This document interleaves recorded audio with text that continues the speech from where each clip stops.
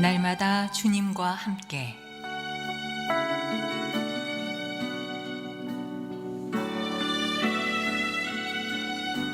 오늘 말씀에 강북-제1교회 황형택 목사입니다.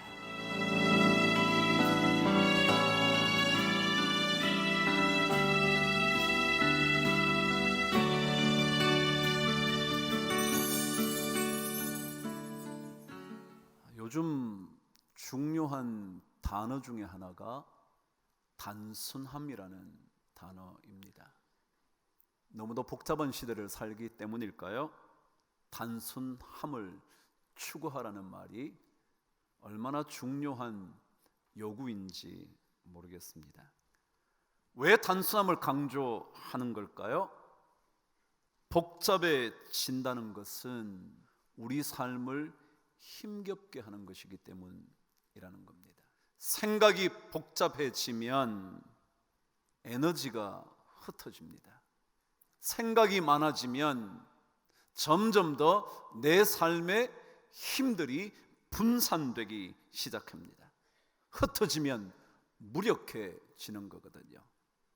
그래서 자꾸만 단순해지라고 말하는 것 같습니다.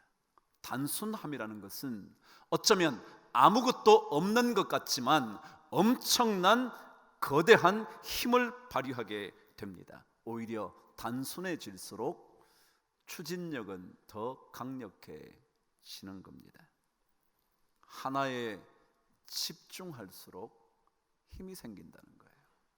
믿음 생활이 그런 거 아닌가요? 여러 가지 것들에 마음을 빼앗기는 것이 아니라 한 가지의 마음 쏟는 거예요. 그 한 가지가 바로 하나님이에요. 하나님 한 분에게만 우리의 마음을 자꾸 쏟아가는 훈련이요. 믿음의 여행은 하나님이라는 단 하나에 우리의 삶을 전부 다 걸어보는, 그래서 점점 더 단순해지는 훈련을 하는 여행이라는 거죠. 삶의 여러 곁가지들을 하나둘씩 잘라내보는 겁니다. 농사를 지어본 사람은 알죠? 전지라는 작업이 얼마나 중요한지.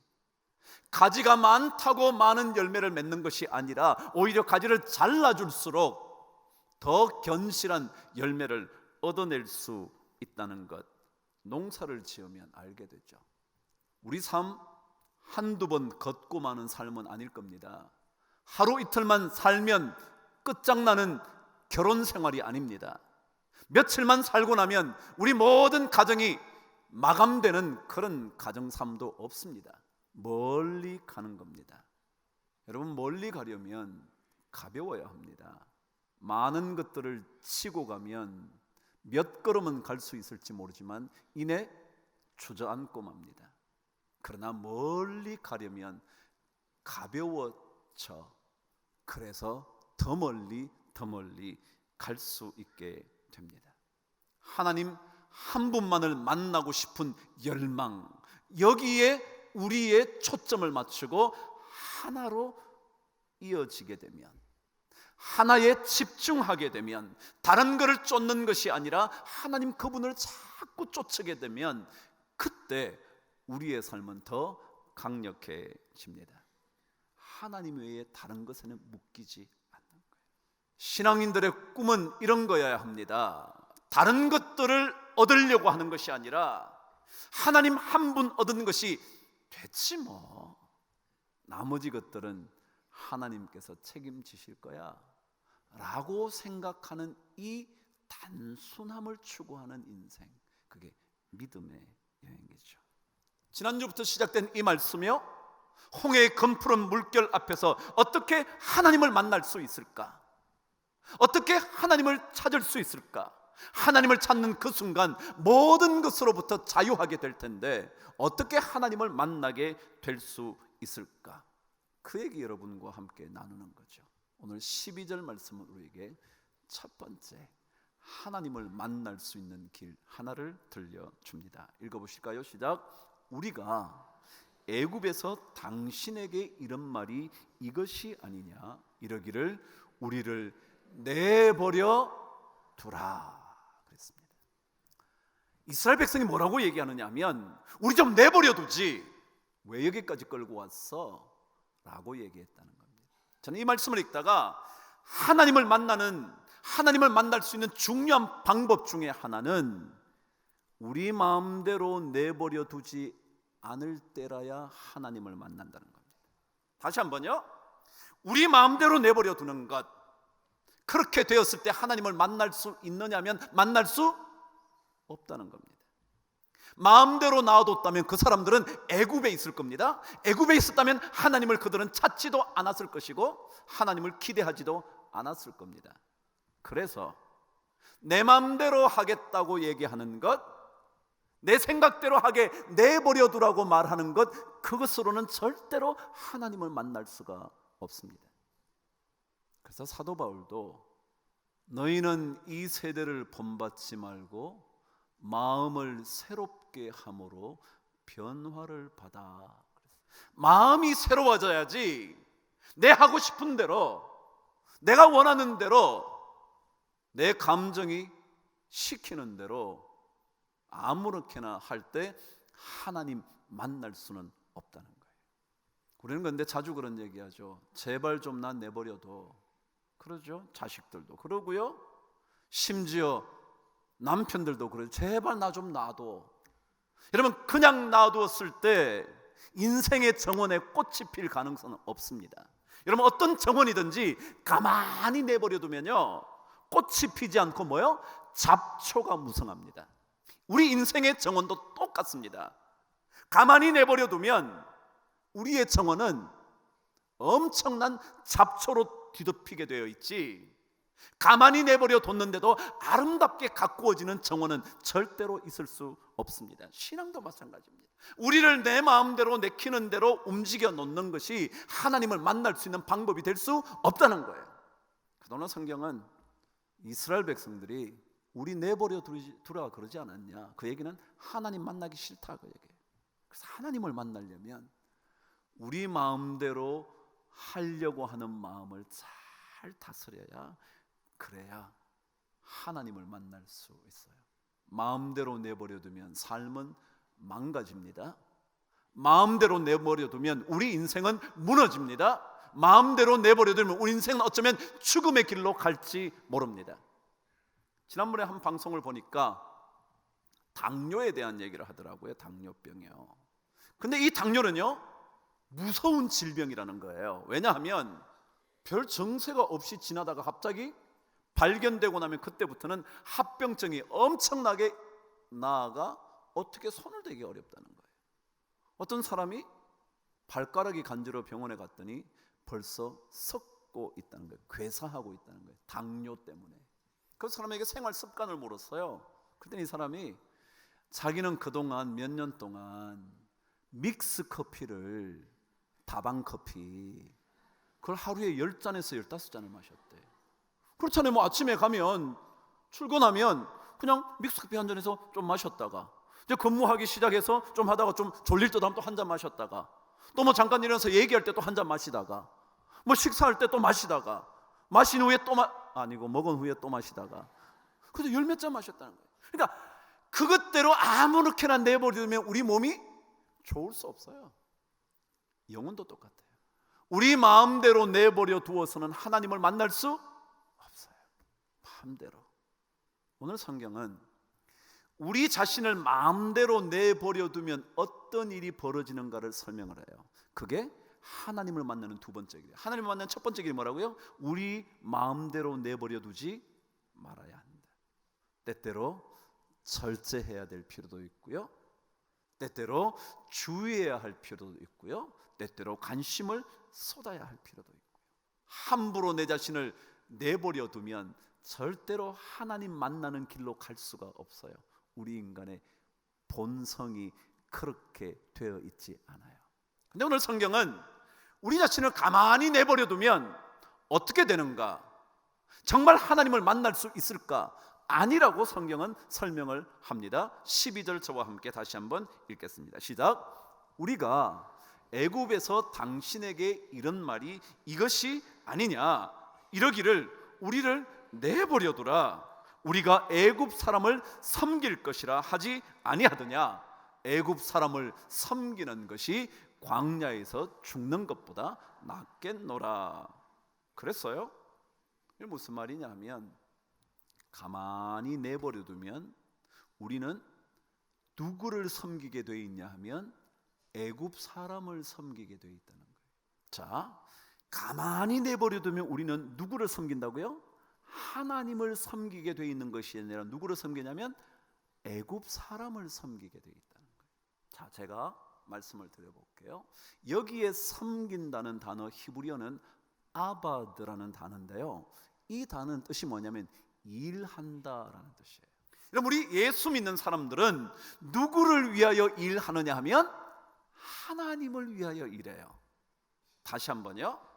우리는 무엇 때문에 사업을 하느냐 하면요, 하나님을 위해서 사업을 해요. 우리는 무엇 때문에 공부하느냐 하면요, 하나님을 위해서 공부를 해요.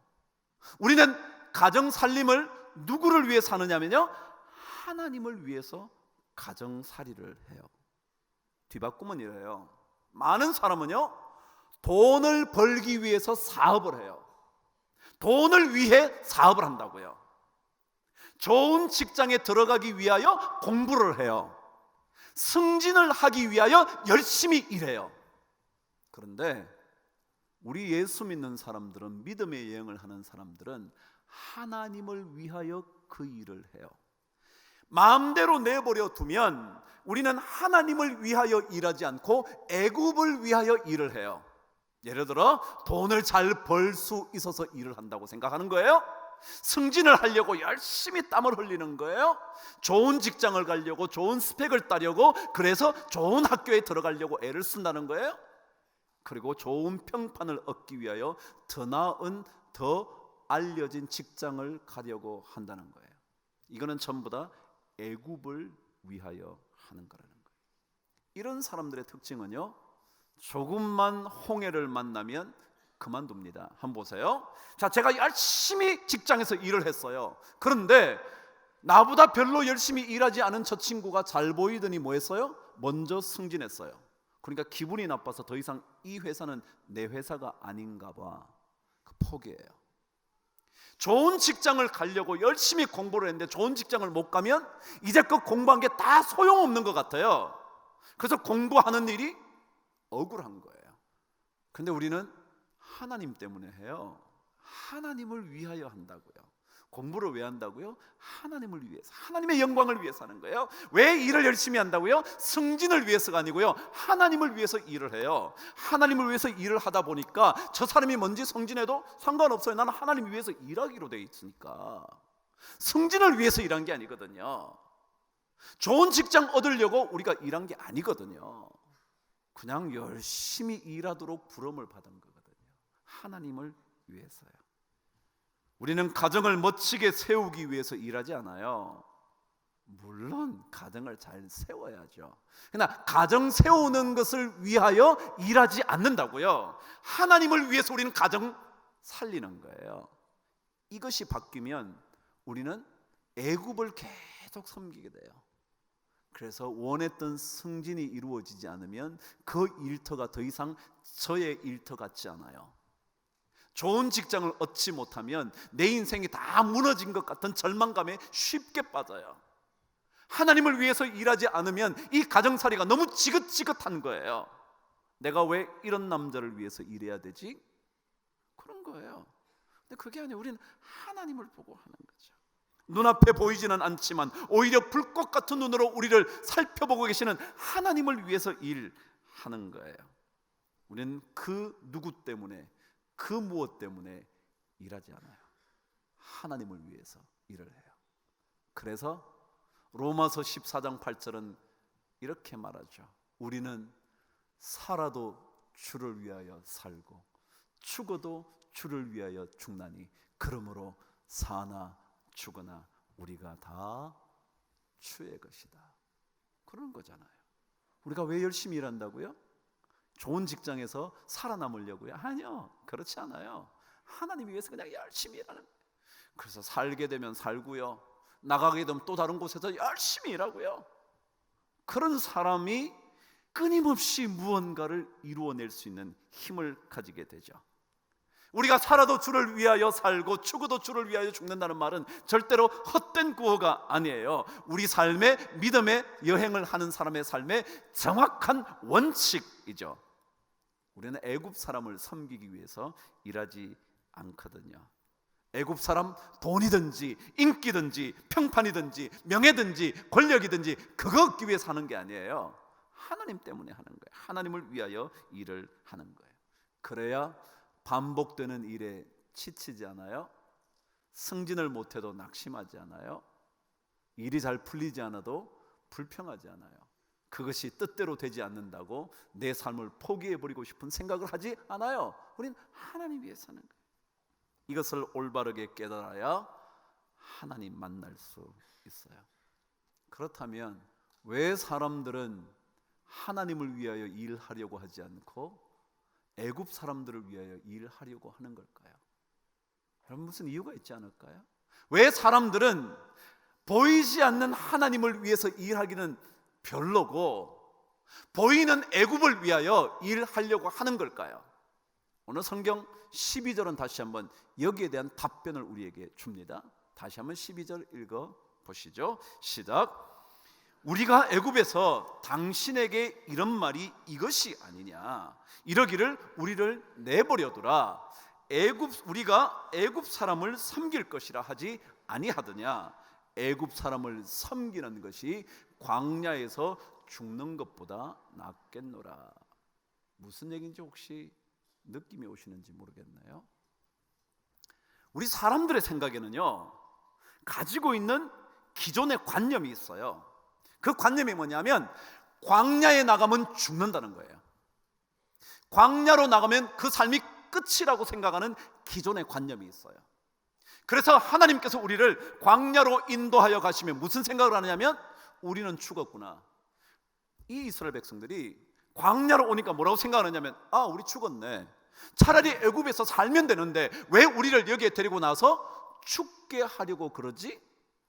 애굽 사람 섬기는 것이 광야에서 죽는 것보다 낫겠다 라고 생각을 한다는 거예요. 제가 첫째 시간에 말씀드렸죠. 광야를 전부 다 죽음의 장소, 매장지라고 생각하고 있었다는 거예요. 잘못 생각한 거라고요. 아니요, 광야 속에는 하나님의 기적을 경험할 수 있는 놀라운 현장이에요. 반석에서 물을 경험할 수 있는 엄청난 기적의 장소라고요. 보이지도 않는 곳에서 하나님의 만나가 쏟아지는 것을 경험하는 기적의 현장이라고요. 어디선가 불어오는 바람으로 인하여 엄청난 메추라기 때로 인하여 우리가 먹을 고기가 충분해지는 것을 경험하는 거예요. 밤이면 불기둥으로 하나님의 보호하심을 느낄 수 있는 현장이라고요. 근데 많은 사람들은 광야만 생각하면 뭐예요? 죽을 곳이라고 생각해요. 그렇기 때문에 애굽을 섬기는 게 낫다고 생각해요. 하나님 쫓아가다가 광야 가는 것은 죽음의 길이니까. 근데 우린 그렇지 않아요. 하나님 따라 광야를 가는 것은 기적을 경험하는 거예요. 하나님을 따라 홍해 앞에 서는 것은 마른 길로 가보는 기적을 체험하는 기회예요. 근데 많은 사람들은 홍해 앞에 닥치면 우린 죽었네, 바로의 군대는 뒤에 있고 홍해는 앞에 있으니 우리는 어떡할 거야, 징퇴양난이네 라고 생각을 해요. 그게 보통 사람들의 생각이죠. 근데 하나님을 믿는 사람은 그렇지 않아요. 홍해를 보면 하나님의 기적을 꿈꾸는 거예요. 광야를 보면 반석에서 솟아날 샘물을 기대하는 거예요. 메마른 땅에 풀 한 폭이 없을 때 하나님의 먹이시는 양식을 생각하는 거예요. 그래서 하나님을 만나죠. 광야는 죽음의 장소가 아닙니다. 광야는 오히려 하나님의 살아계심을 경험하는 장소입니다. 창세기에 가면 26장에 이삭에 관한 이야기가 등장을 합니다. 사실 이삭의 이야기는 22장부터 시작이 되지만 26장에 가면 이삭이 경험하게 되는 많은 복의 이야기를 적어 놓았습니다. 그 26장의 처음은 이렇게 되어 있습니다. 아브라함 때 흉년이 들기 시작했는데 이삭이 클 때까지 계속 흉년이 멈추지 않는 겁니다. 그래서 이삭이 성장하고 난 다음에 이 흉년과 기근을 피하여 그랄 지역으로 내려갑니다. 그랄 지역으로 내려갔는데 거기도 흉년과 기근이 멈추지를 않는 겁니다. 그래서 어디로 옮겨가기로 결정을 했냐면 애굽 땅으로 옮겨가려고 한 겁니다. 그런데 하나님이 이삭에게 가지 못하게 만드는 거예요. 너 그랄 지역에 머물러 있으라고 말하는 거예요. 그는 광야에 있으라는 얘기거든요. 여러분 어떠세요? 그곳이 메마른 곳이니 광야나 똑같지 않겠습니까? 기근이 닥쳐온 땅이니 그곳이 광야나 다름없지 않겠습니까? 근데 그곳이 끝이 나는 것이 아니라 26장 12절에는 이렇게 기록되어 있습니다. 읽어보실래요? 시작. 이삭이 그 땅에서, 그 땅이 어디예요? 흉년과 기근이 들어있는 그랄 땅에서 뭐 했대요? 농사하여, 시작, 그 해에 100배나 얻었고 여호와께서 복을 주심으로 그 사람 이삭이 장대하고 왕성하여 마침내 거부가 되어. 그랬어요. 많은 사람은 기근의 땅에 가면 죽음의 땅이라고 생각하고 있는데 그 기근의 땅, 흉년의 땅에 뭘 했더니 농사를 지었더니 어떻게 됐대요? 100배나 얻었대요. 그래서 그 그랄 지역 사람들이 전부 다 놀라는 겁니다. 어쩔 줄 몰라 하면서 이것을 가만히 두었다가는 자기들이 이 땅에서 쫓겨날 것 같으니까 야곱의 우물 파놓았던 그 우물을 다 메꿉니다. 그 이삭이 파면 또 물이 납니다. 또 메꿉니다. 또 파면 또 물이 납니다. 그래서 이삭을 두려워하기 시작했다. 사람들은 광야로 가면 죽을 것 같다고 생각해요. 홍해를 만나면 마지막 끝이라고 생각을 해요. 예수 믿는 사람은 그렇지 않아요. 바로 그곳이 누구를 만날 수 있는 데라고요? 하나님을 만날 수 있어요. 그 사람들이 애굽을 섬기는 이유는 광야가 죽음의 땅이라고 생각을 하니까요, 홍해가 수장되어질 장소라고 생각하니까요. 근데 그렇지 않다고요. 오히려 그곳은 하나님의 놀라운 기적의 현장이라는 사실이죠. 그래서 여러분 언젠가 들어보셨지만 광야라는 히브리어와 말씀이라는 히브리어가 어원이 같다고. 그래서 그 광야는 하나님의 음성을 듣는, 광야는 미드바르, 말씀은 다바르, 비슷하지 않나요? 그래서 계속 하나님을 만나는 거예요. 아닌 것 같은데 그곳에서 하나님의 놀라운 역사가 있는 거죠. 광야에 하나님을 따라오는 것은 죽음에 이르는 것이 아닙니다. 오히려 주변이 다 메말라 가도 오히려 그곳에서 살아날 길을 발견할 수 있는 곳입니다. 왜냐하면 하나님의 기적이 있는 것이거든요. 사람들은 끊임없이 애굽을 섬기려고 합니다. 돈을 섬기려고 하고요. 그리고 자신에게 주어질 승진의 기회를 섬기고 있죠. 근데 우리는 하나님을 섬겨요. 하나님을 섬기다가 홍해를 만나도 광야를 만나도 우리는 그 자리가 죽음의 자리가 아니라 오히려 우리를 살리시는 하나님의 역사의 자리라는 것을 알게 되죠. 여기에 섬긴다는 단어는 마지막 뜻이요, 예배하다예요. 제가 그랬죠. 아바드라는 단어는 일한다 혹은 섬긴다. 근데 뭐예요? 진짜 뜻은 예배한다. 그러니까 우리가 마음대로 내버려두면 우리는 하나님을 예배하지 않아요. 왜 우리가 이 주일마다 오는 줄 아세요? 가만히 내버려두면요, 하나님을 예배하는 사람 되기가 어렵거든요. 그래서 하나님이 또 부르시는 거예요. 불러서 하나님을 예배하게 하는 거죠. 그래서 결국 우리는 하나님을 예배하듯이 일하는 거예요. 하나님을 예배하듯이 공부하는 거예요. 하나님을 예배하듯이 가정 살림을 하는 거예요.